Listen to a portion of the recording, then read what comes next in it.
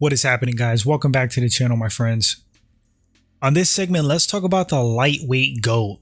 Javier Mendez just publicly went on record and I guess pretty much insinuated, if not flat out stated, that he believes that Islam Makhachev has potential to be or is the lightweight GOAT.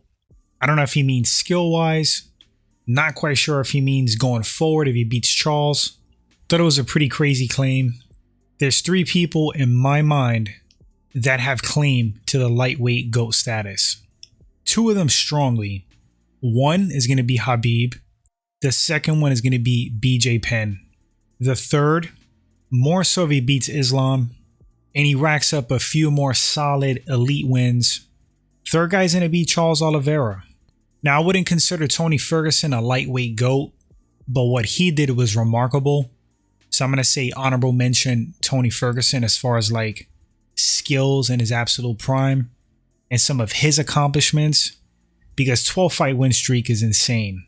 But let's talk about the guys who have legitimate claim to the GOAT status of lightweight. I am going to throw up some stats comparing these guys and their achievements. Khabib, again, 29-0. Of course, not 29 fights in the UFC. And there's like debate of the level of competition outside of the UFC. That's a fair criticism. But Khabib did something that nobody else has done. And talk about dominance. You knew what he was going to do, and you just couldn't stop it. I think Khabib maybe lost one round in his entire career. That was to Conor McGregor, I think, in the third round. But besides that, utter dominance. There was that Gleison Tebow fight as well, but he ultimately retired 29-0. You have to have Khabib Nurmagomedov in that conversation of lightweight greatest of all time. Another guy, without question, B.J.P.N. There's different layers to this discussion. Are we talking about skill set in their absolute prime? Are we talking about accolades and records, wins and losses? Because people get fixated on wins and losses and records. But man, if you don't include B.J.P.N. in the lightweight GOAT discussion, we can't be MMA friends.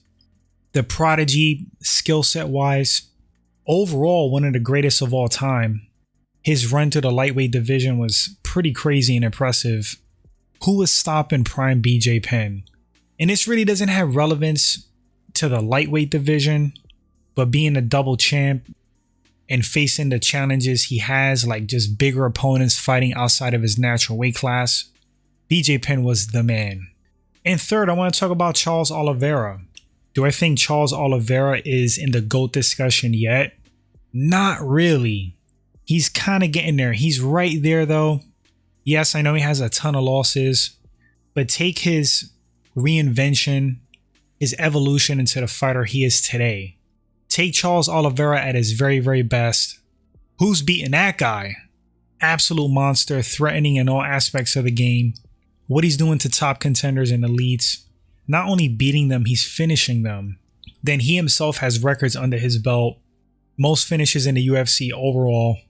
Most submission victories as well. Some of these stats apply to the lightweight division, some of them just overall. But I think a win over Islam Makhachev and maybe like another elite or two, Charles Oliveira will cement his place as possibly the greatest of all time at lightweight. But you guys let me know in the comment section, who's in that discussion for you in the lightweight division? Who is the ultimate greatest of all time right now? Who can be the greatest of all time in the future?